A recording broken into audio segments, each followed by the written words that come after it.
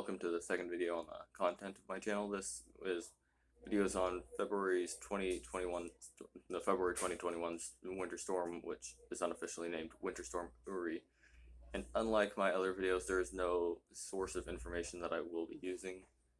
So for roughly 1 week in February 2020, millions of Texans, including those here in Coppell, were without power. We were subjected to rolling blackouts where we would have power for just a little bit of time at random intervals, and no one was spared from this problem.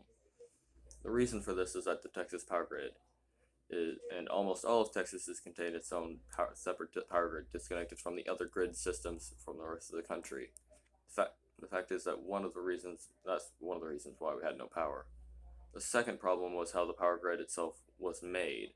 Because of the climate of Texas, we don't get snow that often, and when we do, we don't get that much. It was just because of the climate, the power grid wasn't made to sustain itself during temperatures that were reached in Winter Storm Uri, as they don't ever really happen.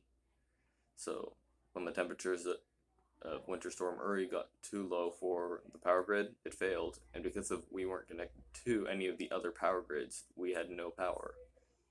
If we as Texans had either been connected to any of the major power grids of the U.S. or had properly winterized the power grid, this problem wouldn't have happened. However, neither of those have happened or even planned as far as I know. This means that should another Winter Storm Uri happen, the same problem would happen once again, and this problem could be avoided if we end up using solar energy, which could help avoid it either partially or even completely.